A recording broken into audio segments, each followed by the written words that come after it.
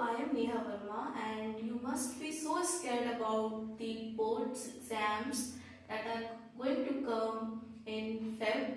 So don't worry, I am here and I will guide you throughout your journey to succeed and get the fullest marks in your all the subjects in 10th boards. So today we will start with the science subject, and our first chapter will be chemical reactions and equations. So what you understand with the term reaction?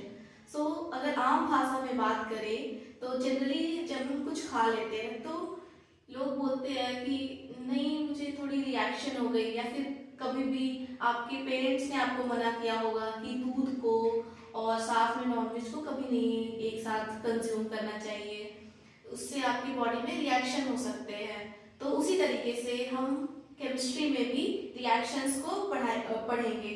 तो पहली बात कि chemical reactions होते कब है? जब हमारे surroundings में केमिकल चेंजेस होती है, हमारी चारों ओर हर तरफ कोई ना कोई चेंजेस हो रही है। कभी आप नर्सरी में थे, आज आप 10th बोर्ड्स देने वाले हो, तो हम चेंजेस देखेंगे साइंस में कैसे चेंजेस होते हैं, किसी मॉलिक्यूल्स में चेंज कैसे हो रही है।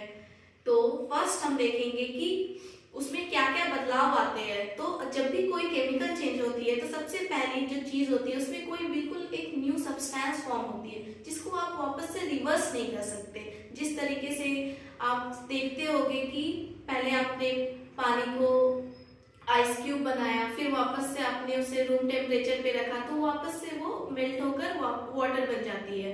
बट केमिकल चेंज में आप ऐसा नहीं कर सकते हो। केमिकल चेंज जैसे आपकी मम्मा ने खाना बनाया तो फिर वो वापस से क्या चावल वापस से नहीं बन सकता, आपको फिर वही चावल खानी पड़ेगी। हाँ, उससे आप जरूर फ्राइड राइस बना सकते हो। तो हम देखेंगे कि केमिकल रिएक्शंस में क्या क्या चीजें लगती है। तो सबसे पहले जैसे आप खाना बनाना स्टार्ट करते हो या फिर किसी भी चीज को आप बनाना स्टार्ट करते हो तो आपको रॉ मटेरियल्स चाहिए होते हैं। तो उसी तरीके से केमिकल रिएक्शंस में आपको सबसे पहले जो चीज होती है आपको चाहिए रिएक्टेंट्स, जो आपस में कुछ तो काम करेंगे तभी तो कुछ तो बनेगा। तो जब हम किसी चीज को ले रहे हैं, जिस चीज से हम किसी और मॉलिक्यूल को बनाएंगे उस चीज को हम बोलेंगे और रिएक्टेंट्स, और जो चीज हम बनाएंगे उसे हम बोलेंगे प्रोडक्ट। तो जब हम इसी प्रोसेस को अगर हम एक कॉपी पे या फिर कहें तो एक जनरल टर्म में अगर हम उसे इक्वेशंस को फॉर्म करेंगे तो उसे हम कहेंगे केमिकल इक्वेशन। तो representing of reactants forming a product is called chemical equation. So in the left hand side we always write reactants,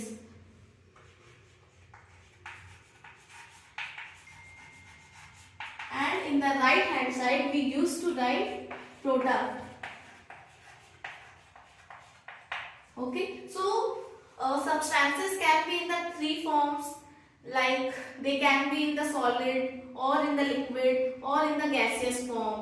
So everything reacts with each other, maybe in some kind or other kind. Okay, so first we will take the example of magnesium oxide. So how magnesium oxide forms?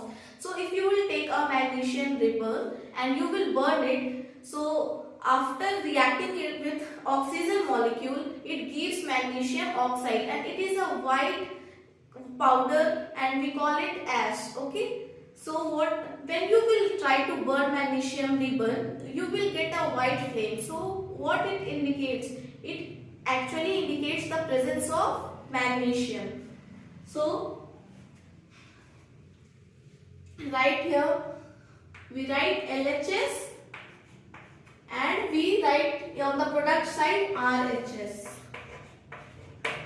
So if you will see here, there is magnesium and oxygen and it combines to form MgO. But here if we will look into the equation, there is two molecules of oxygen but there is only one molecule of oxygen. So we have heard that energy can neither be created nor be destroyed, only can be transformed from one form to another. So where is one oxygen? So we have to balance the equation.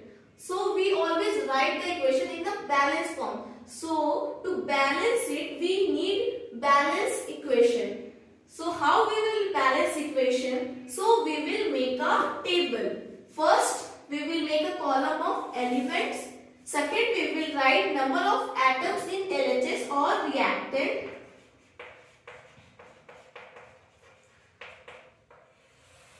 And again, we will make a column of number of atoms in RHS.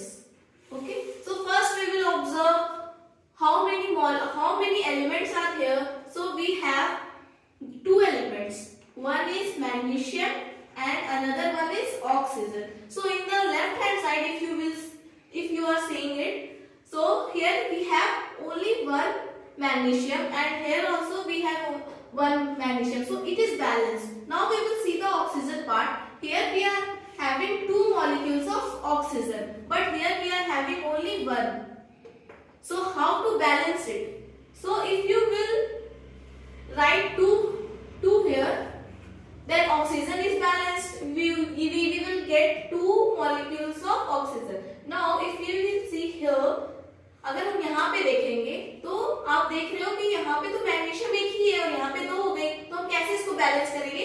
हम दो यहाँ भी use करेंगे, ठीक है? तो अब हम देखते हैं कि क्या हो गया, दो मैग्नीशियम, दो ऑक्सीजन और दो ऑक्सीजन, तो ये क्या हो गई? बैलेंस हो गई। अब इसे आप चेंज कर दो, यहाँ पे कितनी हो गई?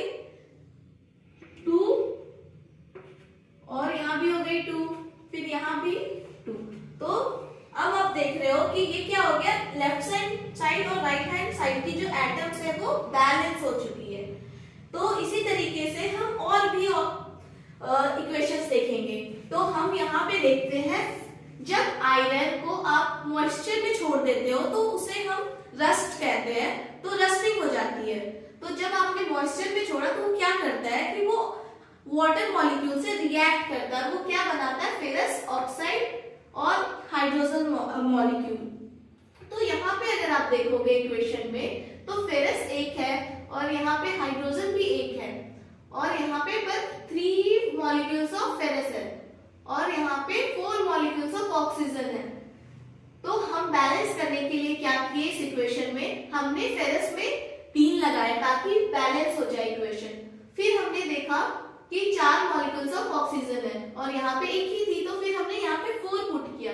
4 पुट करने से क्या हो गया, हमारी ऑक्सीजन जो है वो बैलेंस हो गई। अब हम देखेंगे कि ये तो ऑलरेडी 2 मॉलिक्यूल्स ऑफ हाइड्रोजन थे, बट यहाँ पे 4 अगर हमने लगा दिया तो टोटल 8 एटम्स हो गए हाइड्रोजन के। तो अब हम 8 को बैलेंस करना हो, यहाँ पे अकेला है H2, तो यहाँ पे हमने 4 फिर ऐड कर दिया, तो क्या हो गया, यहाँ भी 8 हो गए। तो इस तरीके से हमारी जो इक्वेशन है वो बैलेंस हो गई और इसी प्रोसेस को हम क्या कहते हैं?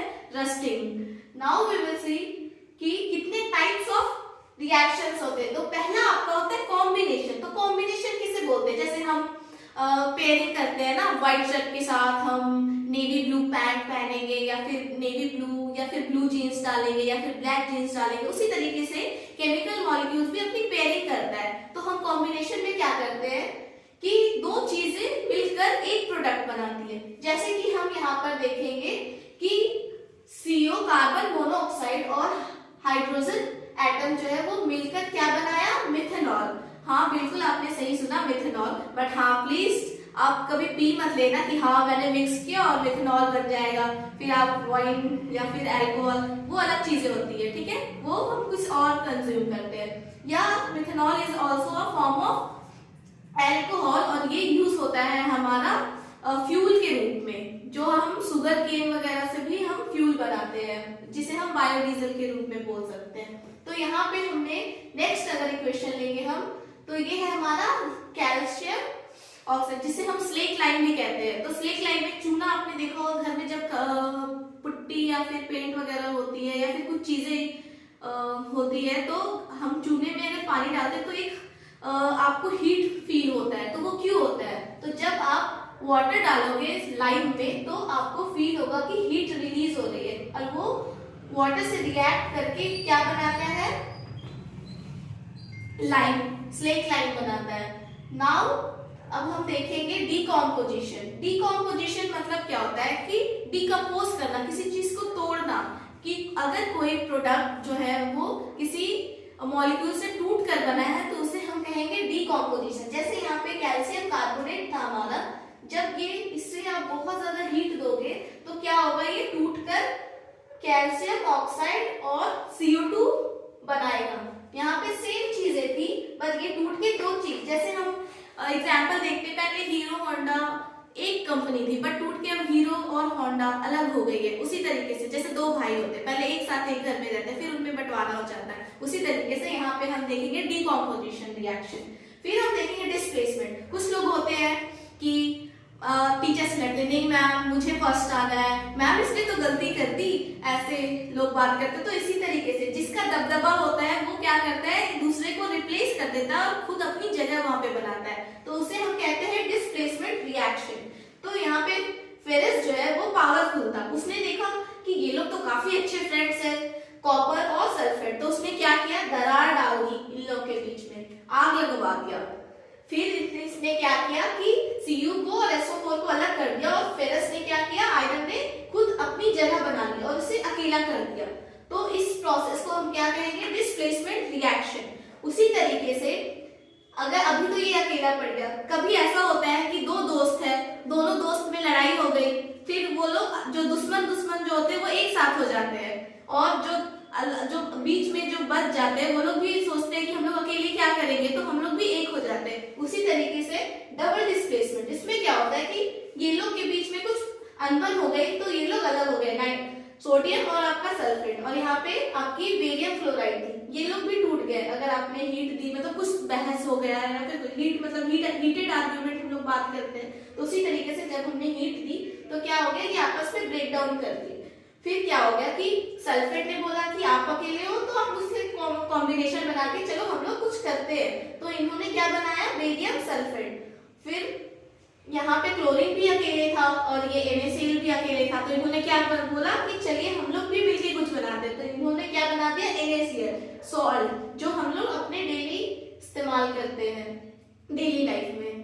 तो आज का सेशन आज हम यही कंप्लीट करते हैं, तो जरूर बताइएगा आपको आज का सेशन कैसा लगा, और ऐसे ही वीडियोस के लिए लाइक कीजिए, सब्सक्राइब कीजिए हमारा चैनल, और हम इसी तरीके से मेहनत करेंगे और आपको जरूर कोशिश करेंगे कि सारे सब्जेक्ट्स में आपके 100 आउट ऑफ 100 जरूर आए, क्योंकि ambition needs preparation. Thank you.